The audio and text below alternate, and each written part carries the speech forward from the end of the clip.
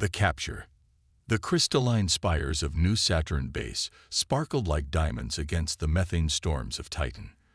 Captain Sarah Chen stood at the observation deck, her breath fogging the reinforced plasteel window as she watched the incoming storm front. After 15 years in the United States Marine Corps Special Operations Command, she thought she'd seen it all. But humanity's expansion into the solar system had brought new challenges and new threats. "Captain, we've got something." Lieutenant Rodriguez's voice crackled through her neural implant. "Deep space anomaly, bearing 035. It's not matching any known signatures." Sarah's augmented eyes automatically adjusted, zooming in on the designated coordinates. There, barely visible against the orange haze of Saturn's largest moon, a distortion rippled through space. "Report. Energy readings are off the charts, ma'am. Whatever it is, it's big, and it's not one of ours." Humanity had encountered alien life 5 years ago, the Meridians, a peaceful species that had helped accelerate Earth's technological development. But the galaxy was vast, and not all its inhabitants were friendly. Intelligence suggested other species watched humanity's expansion with growing concern. "Sound general quarters," Sarah ordered, her cybernetic combat systems already spinning up. "Get me a direct line to SPACECON." The alarms hadn't finished their first cycle when the attack began. They came through tiers in spacetime, ships of impossible geometries that hurt the eyes to look at directly. The Nexari Empire had finally revealed itself, and humanity's first contact with them would be written in fire. Sarah's training kicked in instantly. "All units, combat positions. This is not a drill." She sprinted toward the command center, her enhanced muscles carrying her at speeds that would have seemed superhuman just a decade ago. The base's defensive systems engaged automatically, filling the space above Titan with streams of hypervelocity rounds and energy beams. But the Nexari ships absorbed the attacks like they were nothing more than gentle rain. Multiple breaches reported. Rodriguez's voice was steady despite the chaos. "They're boarding us, Captain." Sarah reached the armory in record time, donning her powered combat suit with practiced efficiency. The suit's neural interface merged with her own augmentations, creating a seamless connection between mind and machine. "Listen up, Marines," she broadcast across the command channel. "We've trained for this. Whatever comes through those doors, we hold the line. Earth is counting on us." The first Nexari she saw nearly stopped her heart. 3 meters tall, with bodies that seemed to shift between solid matter and pure energy, they moved with a fluid grace that defied their size. Their armor appeared to be part of their bodies, pulsing with patterns of light that spoke of technologies far beyond human understanding. But Sarah Chen hadn't earned her command by being easily intimidated. She opened fire, her augmented reflexes allowing her to place shots with surgical precision. The Nexari's shields flared, but held. "Conventional weapons ineffective," she broadcast. "Fall back to Defense Point Charlie. We need to protect the quantum core." The next hour was a blur of combat, retreat, and desperate last stands. The Marines fought with everything they had, but the Nexari's technological superiority was overwhelming. One by one, Sarah watched her people fall, not dead, but immobilized by some kind of energy field that left them conscious but paralyzed. "Captain, they've breached the core." Rodriguez's voice was the last thing Sarah heard before something hit her from behind. She tried to turn, to fight, but her body wouldn't respond. The last thing she saw before losing consciousness was a Nexari commander standing over her, its form flickering between states of matter as it studied her with eyes that glowed like dying stars. Sarah awoke in a cell that defied physics. The walls seemed to exist in multiple dimensions at once, and the air itself felt wrong against her skin.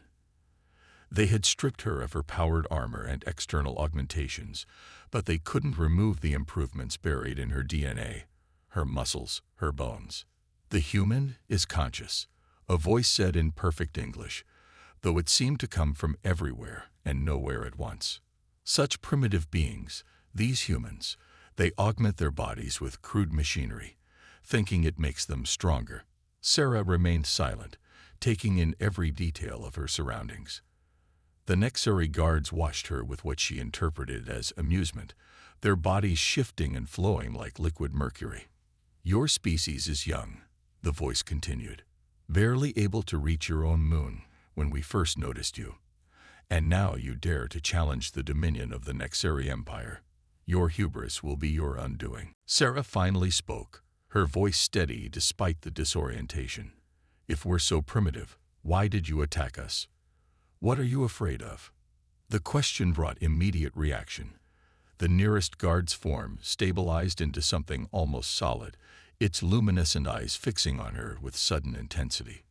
"We fear nothing," it said, but Sarah had seen enough interrogations to recognize the tell. The Nexari were lying. "Then why am I still alive?" she pressed. "Why keep any of us alive?" The answer came from a new voice, deeper and somehow more substantial. A larger Nexari materialized outside her cell, its form more stable than the others. "Because you are an anomaly, human. Your species adapts too quickly, evolves too fast. In 1,000 cycles, no race has ever progressed from planetary conquest to stellar expansion as rapidly as yours." Sarah allowed herself a small smile. "Maybe you should have left us alone then." The Nexari commander, she was sure now that's what it was, moved closer to the cell. "You still don't understand your situation, do you? You are not here as a prisoner of war. You are here to be studied, to be understood, and then to be broken." "I'm a United States Marine," Sarah replied, meeting its gaze steadily. "Breaking isn't in our skill set." The commander's form rippled with what might have been laughter. "We shall see, human. We shall see." As the Nexari left her alone in the impossible cell, Sarah began to plan. They had taken her weapons, her armor, her external augmentations, but they hadn't taken her training, her intelligence, or her will. More importantly, they hadn't recognized that their very presence had confirmed humanity's greatest fear and greatest hope. They weren't alone in the universe, and they were significant enough to be considered a threat. The cell might have been designed to disorient and confuse, but Sarah's enhanced mind was already adapting, finding patterns in the chaos. The Nexari's overconfidence would be their weakness. They thought they were studying her, but she was studying them right back. And Sarah Chen had always been a very good student. Breaking point. Days in the Nexari detention facility blended together in a kaleidoscope of impossible geometries and shifting realities. Captain Sarah Chen had counted 7 sleep cycles, though time itself seemed fluid in this place. The Nexari's attempts at psychological warfare were sophisticated. They manipulated gravity, altered the apparent size of her cell, and even played with her perception of time. But they didn't understand that every technique they used revealed more about their capabilities and limitations. "Your neural architecture is fascinating," the chief scientist, whom Sarah had mentally dubbed Shimmer due to his constantly fluctuating form, observed during another examination. "Such crude modifications, yet they function with remarkable efficiency." Sarah remained silent as exotic instruments probed her augmentations. She had noticed something interesting. The Nexari never physically touched their prisoners. All interaction was conducted through fields or remote manipulators. At first, she had assumed it was due to their apparent disdain for solid matter. Now she wasn't so sure. "Your silence does not protect you," Shimmer continued, his form rippling with patterns that Sarah's enhanced vision was beginning to recognize as emotional indicators. "We have broken species far more advanced than yours." The Kreth lasted 3 cycles before revealing their quantum cipher protocols. The Meridians. Sarah's breath caught slightly at the mention of humanity's first alien allies, but she maintained her composure. This was the first confirmation that the Meridians had also faced the Nexari Empire. The Meridians were disappointing. A new voice interrupted. Commander Vortex, as Sarah had named him, materialized in the examination chamber. They placed their faith in cooperation and dialogue. "Such weakness deserves subjugation." Sarah watched the interaction between the two Nexeri carefully. There was tension there, a subtle difference in their energy patterns that her augmented senses were learning to read. The scientist and the warrior. Their approaches to dealing with her were distinctly different. Perhaps, Shimmer responded, his form becoming more agitated, if you allowed me to proceed with more sophisticated analysis protocols. Your protocols have yielded nothing of value. Vortex interrupted. The human continues to resist. More direct measures are required. Sarah had been waiting for this moment. The shift from scientific curiosity to frustrated aggression. It was a pattern she had seen in countless interrogations, and it always represented both danger and opportunity. The examination chamber transformed, its walls becoming transparent to reveal other cells. Inside each one was a member of her crew, suspended in containment fields.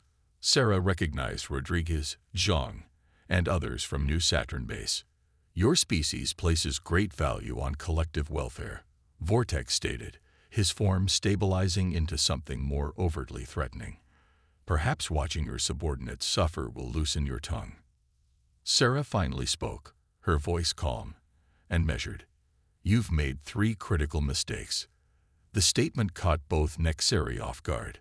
Their forms rippled with what Sarah now recognized as surprise. First, she continued, you assumed that showing me my crew was a weakness. You just confirmed they're alive, which means you need them for something. Second, you've demonstrated that you don't understand human psychology at all. We don't break when you threaten our people. We get motivated. And the third mistake? Shimmer asked, curiosity overtaking caution. Sarah smiled. You keep treating us like we're primitive because we're young. But you've got that backwards. We're dangerous because we're young. Every species you've conquered had thousands of cycles to develop along predictable paths. Humanity. We went from horse-drawn carriages to quantum computers in less than 3 centuries. We're not primitive. We're explosive. The chamber filled with crackling energy as Vortex's form became fully solid, the first time Sarah had seen a Nexeri completely materialize. Your arrogance will be your undoing, human. No, Sarah replied, her augmented eyes catching subtle changes in the energy patterns around her. Your assumptions will be yours. The torture that followed was sophisticated and thorough. The Nexeri used their mastery over matter and energy to create sensations of pain that should have broken any rational being. But Sarah had an advantage they couldn't comprehend. Her neural augmentations weren't just for combat. They allowed her to compartmentalize pain, to process it as data rather than suffering. More importantly, every technique they used taught her something new. The energy patterns they wielded, the way they manipulated matter and space, it all followed rules, patterns that her enhanced mind cataloged and analyzed. Between sessions, Sarah began to notice other details. The way certain frequencies disrupted the Nexeri's ability to maintain their fluid form, how they relied on their energy fields for everything, even simple manipulation of objects. Their constant state of flux wasn't just their natural form, it was a defense mechanism. In her cell, during the quiet periods, Sarah received an unexpected visitor. A maintenance drone, one of the solid matter constructs the Nexeri used for basic tasks. As it adjusted the cell's containment field, Sarah caught a glimpse of its basic programming architecture. It was surprisingly simple, almost primitive compared to the Nexeri's other technology. That's when the final piece clicked into place. The Nexeri's technological advancement had followed a single path, the manipulation of energy and space-time. But they had neglected other areas of development, particularly in solid-state computing and mechanical systems. They had evolved beyond physical form so completely that they had forgotten the advantages it could provide. Sarah began to laugh, a sound that brought Shimmer rushing to her cell in a swirl of concerned energy. Has the human's mind finally broken? He asked, genuine scientific curiosity in his fluctuating form. No, Sarah replied, still smiling. I just finally figured out why you're so afraid of us. We're not just younger than you. We're more complete. You evolved past physical form, but we learned to merge the physical and the energetic. We're not less advanced. We're more adaptable. The scientist's form became completely still, a reaction Sarah had never seen before. She had struck a nerve. "Your species will be broken," he said, but there was uncertainty in his energy patterns now. "No," Sarah responded, her smile fading into something harder. "We won't, but I'm starting to think yours might be." As Shimmer retreated from her cell, Sarah began to plan. She had learned enough about their systems, their weaknesses, and their fears. More importantly, she had seen her crew, knew they were alive, and could guess they were making similar observations in their own cells. The Nexari thought they were studying humanity's weaknesses. Instead, they had given Sarah Chen exactly what she needed: understanding of their own vulnerabilities. Now all she needed was an opportunity to exploit them. That opportunity, she suspected, would come sooner than her captors expected. Because there was one other thing she had noticed: tiny fluctuations in the facility's energy patterns that suggested other prisoners, from other species, were starting to pay very close attention to the humans who refused to break. The turning tide. The first message came through 3 cycles after Sarah's confrontation with Shimmer. It wasn't transmitted through any conventional means. Instead, it arrived as a pattern of micro-vibrations in her cell wall, so subtle that only her enhanced nervous system could detect it. Tap, tap, pause, tap. Old Earth Morse code. Sarah almost smiled. The Nexari's obsession with energy-based technology meant they completely overlooked the possibility of communication through simple physical means. She pressed her augmented hand against the wall and replied with equally subtle vibrations. "Who?" The answer came back slowly. "Rodriguez." Others connected. "Ready." Sarah had suspected her crew wouldn't remain idle in captivity. Marines adapted. It's what they did. But the next message surprised her. Not just humans. Others help. That's when Sarah understood the full scope of what was happening. The Nexari's arrogance hadn't just failed with humans. They'd failed to recognize the potential for resistance in all their captive species. Their prison wasn't just holding people. It was inadvertently creating the perfect environment for an unprecedented alliance. Through careful observation and the hidden communication network that grew day by day, Sarah began to learn about their fellow prisoners. The Arcturians, silicon-based life forms who could communicate through subtle crystalline vibrations. The Zeth, energy beings who had refused to submit to Nexari dominance and paid for it with imprisonment. Even a few Meridians, their natural diplomatic abilities making them perfect coordinators for the growing resistance. "Your neural patterns have changed," Shimmer observed during another examination session. "The prolonged isolation should be causing deterioration, yet you show signs of increased activity." Sarah kept her expression neutral. "Maybe you don't understand human neural patterns as well as you think." The scientist's form rippled with frustration. "Your species continues to defy conventional analysis. Commander Vortex believes we should simply eliminate the entire human contingent as too unpredictable." "But you disagree," Sarah noted, catching the subtle fluctuation in his energy field that suggested internal conflict. "Your adaptability, it raises questions that the Empire does not wish to consider." That was interesting.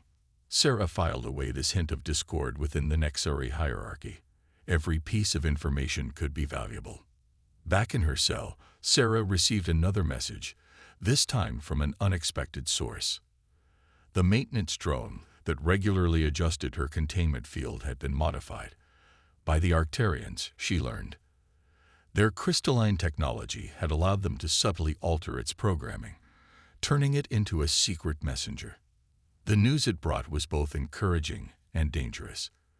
The Zeth had discovered a way to temporarily disrupt the Nexari's energy fields. The Meridians had mapped the facility's dimensional architecture. The Arcturians had found weaknesses in the prison's physical structure. But most importantly, human ingenuity had provided the key to turning these separate advantages into a coordinated plan. Lieutenant Zhang, it turned out, had figured out how to use his neural implants to create a primitive but effective network, linking the various species' communication methods into a coherent system. They were no longer isolated prisoners. They were becoming an army. "Tell me, Captain Chen," Commander Vortex said during one of his increasingly frequent visits, "what does your species hope to achieve? Even if you resist, even if you refuse to break, you are still contained. The Empire still grows stronger." Sarah studied the commander's energy patterns, noting the increasing frequency of solid-state fluctuations. "You know what's interesting about human history? Our greatest achievements often came from being contained, restricted, or backed into a corner. It forces us to innovate. Your innovations are irrelevant against the power of the Empire," Vortex declared, but Sarah caught the undertone of uncertainty in his energy signature. "Power isn't just about strength," Sarah replied. "It's about adaptation, cooperation, finding solutions that nobody else sees because they're too focused on doing things the way they've always been done." The commander's form became completely solid, a sign of agitation that Sarah had learned to recognize. "You speak in riddles, human." "No," Sarah said, "I'm being very direct. You've put representatives of dozens of species in close proximity, given them a common enemy, and forced them to adapt to survive. Did you really think nothing would come of that?" For the first time, she saw genuine concern ripple through the commander's energy field. But before he could respond, the facility's alarms began to sound. The Nexari rushed to respond to what they thought was a containment breach in the lower levels, a distraction orchestrated by the Zeth. They didn't realize that the real action was happening in the facility's computational systems, where Zhang's jury-rigged network had finally reached critical mass. Sarah felt the change in her cell's energy field before she saw it, a subtle weakening created by the combined efforts of multiple species working in perfect coordination. The Nexari had built their prison to be impenetrable by any one form of attack, but they had never considered the possibility of a hybrid assault that combined physical, energy, and computational methods simultaneously.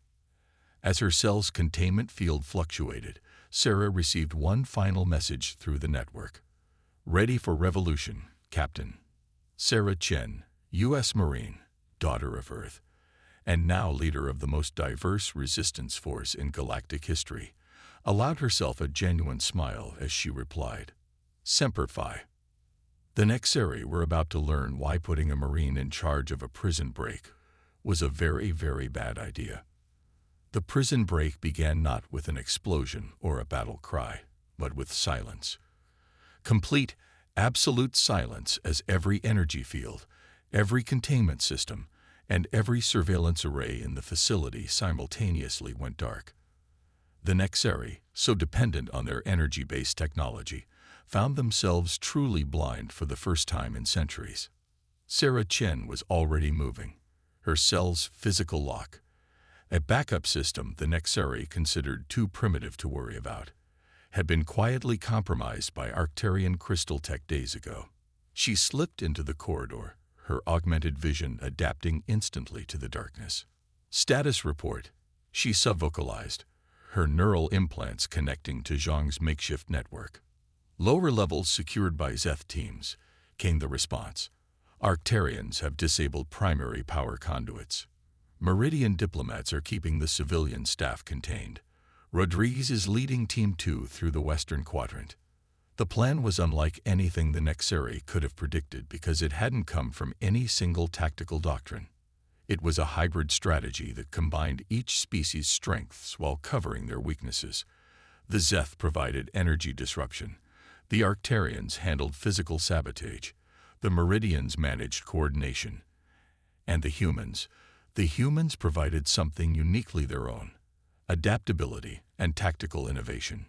Sarah moved through the facility like a ghost, her marine training enhanced by weeks of memorizing patrol patterns and structural weaknesses. She encountered her first Nexari guard at a junction.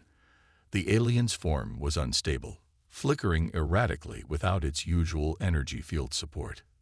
"This is impossible." The guard's voice wavered, its form trying desperately to maintain cohesion. Our systems are perfect, unbeatable.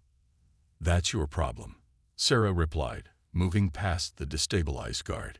You think in absolutes. Humans, we specialize in impossible. The facility's command center was her target.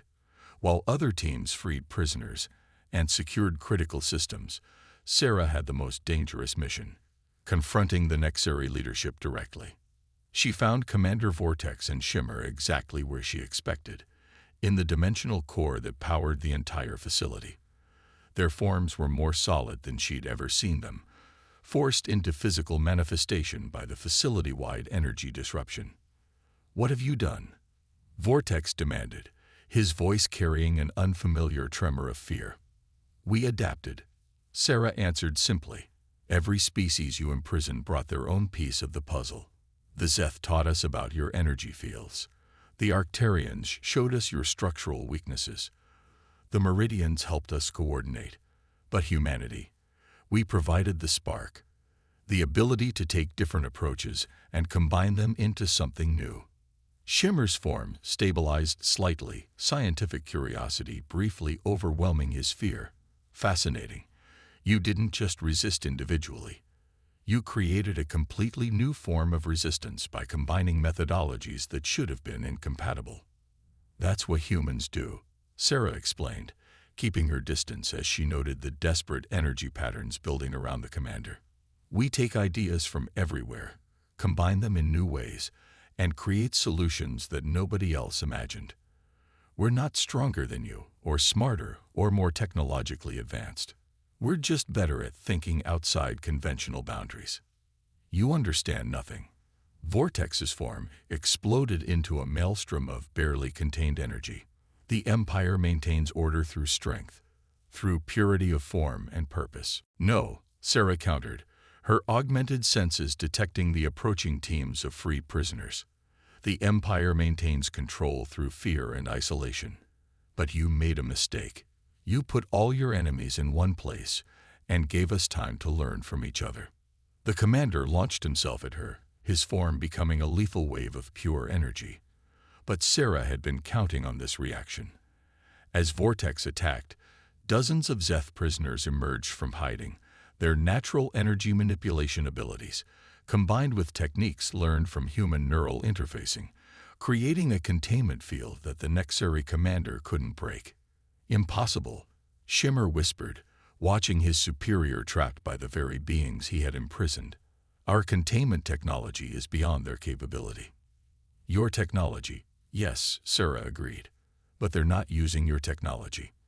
They're using a hybrid approach that combines Zeth energy manipulation, human neural interfacing, and Arcturian crystalline focusing.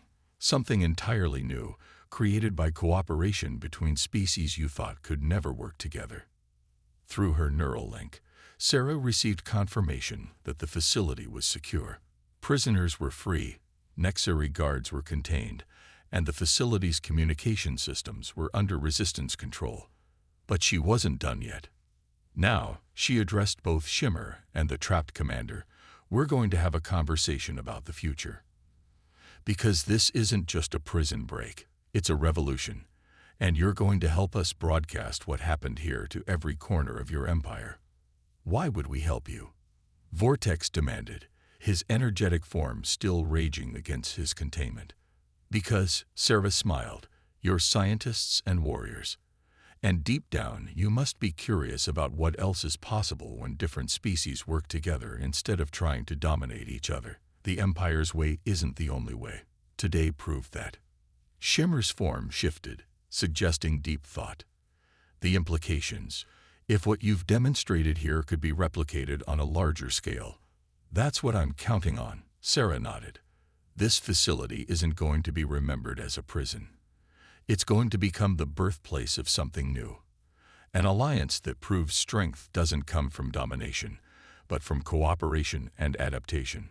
As if to emphasize her point, the facility's main communications array hummed to life, powered by a combination of Zeth energy, Arcturian crystals, and human ingenuity. The message they were about to broadcast would shake the foundations of the Nexari Empire, not through force, but through the power of possibility. The revolution wouldn't be won with weapons or ships or energy fields. It would be won with an idea that different species working together could create something greater than any empire built on fear and domination. And it had all started because the Nexeri made the mistake of underestimating a captured marine. Victory's price. The message spread across the Nexeri Empire like a quantum shockwave. From core worlds to fringe colonies, the broadcast from Detention Facility Zero showed something the Empire had deemed impossible.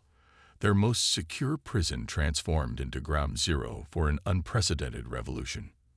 But it wasn't the prison break itself that caused the greatest impact. It was the images of different species working together in ways that defied conventional understanding. Zeth energy beings channeling their power through Arcturian crystals. Meridian diplomats coordinating complex operations using human neural interfaces. And at the center of it all, a United States Marine leading a force that combined the strengths of a dozen different species. The response is greater than anticipated, Shimmer reported, his form flickering between solid and energy states as he monitored the Empire's communication networks. Multiple facilities are reporting similar uprisings. The containment protocols, they're failing everywhere. Sarah Chen stood at the facility's command center, watching as the revolution she'd helped spark spread across the galaxy. They're not failing, she corrected. They're being adapted. Every species you imprisoned is taking what we learned here and improving on it. The displays showed scenes of cooperation that would have been unthinkable weeks ago. On a mining colony in the Cygnus Arm, Arcturian crystal technology was being used to free energy-based life forms. In the Orient sector, former human prisoners were teaching other species how to bypass Nexeri security systems. The Empire's greatest strength, its technological uniformity, had become its greatest vulnerability. Commander Vortex, still under guard but now more contemplative than aggressive, watched the reports with growing understanding. "We believe that unity came from conformity," he said slowly. "That true power could only be achieved through the perfection of a single form." "Unity doesn't mean everyone has to be the same," Sarah replied. "Real strength comes from diversity, from combining different perspectives and abilities to create something new." The facility, once a symbol of Nexeri dominance, had been transformed. Former cells now served as collaboration spaces where different species worked together, learning from each other and developing new technologies that combined their various strengths. The prison had become a laboratory for the future. Lieutenant Rodriguez approached with the latest reports. "Captain, we're receiving transmissions from Earth. They've received our message and they're sending ships. Not just human vessels, Meridian and Free Zeth ships too. The alliance you talked about. It's happening." Sarah nodded, but her expression remained serious. "And the Empire's response? That's the interesting part," Rodriguez grinned. "There isn't one unified response. Different sectors are reacting differently. Some are trying to crack down harder, but others, they're asking questions, especially the younger Nexeri. They're fascinated by what we've accomplished here." This was what Sarah had hoped for, not just a military victory, but a cultural shift. The Empire had maintained control for so long by convincing everyone, including themselves, that their way was the only path to advancement. Now that illusion was cracking. Shimmer, who had become an unexpected ally in the days following the uprising, manifested fully to share his own insights. "We thought we were studying you, Captain Chen, but in reality, you were showing us our own limitations. The Empire became powerful by mastering energy and space, but we stopped evolving. We stopped adapting." "It's not too late to start again," Sarah offered. "That's another thing about humans. We believe in second chances." The next few hours brought more news of changes sweeping the Empire. Some regions declared independence. Others proposed alliances with the newly freed species. A few remained loyal to the old ways, but they were increasingly isolated. The monolithic empire was transforming into something more complex, more diverse, and ultimately more resilient. Sarah found herself in the facility's observation dome, watching the swirling dimensional storms that had once helped keep prisoners contained. Rodriguez joined her, carrying something she hadn't seen in weeks, her Marine Corps insignia. "Found this in the commander's collection of primitive artifacts," he said, handing it over. "Thought you might want it back." Sarah ran her fingers over the familiar emblem. "You know what the hardest part of being a Marine is, Rodriguez. It's not the training or the combat. It's living up to what this represents, the duty to lead, to adapt, and to bring out the best in others. I'd say you managed that pretty well, Captain. You turned a prison full of defeated enemies into an army of allies." Sarah shook her head. "Not an army. A community. That's what the Nexeri never understood. They saw all these different species as potential threats to be contained. They never considered that diversity could be a source of strength." The facility's alert system chimed, more ships arriving in the system. But unlike the hostile arrival that had led to her capture, these ships represented hope. Earth vessels, flying alongside Meridian, Zeth, and even some Nexeri ships crewed by those who had chosen a different path. "So what now, Captain?" Rodriguez asked. "Back to Earth." Sarah watched the gathering fleet, a symbol of everything they'd achieved. "Eventually. But first, we have work to do. This facility was built to contain and suppress. I think it's time we transformed it into something else, a place where different species can learn from each other. A symbol of what's possible when we work together instead of trying to stand alone."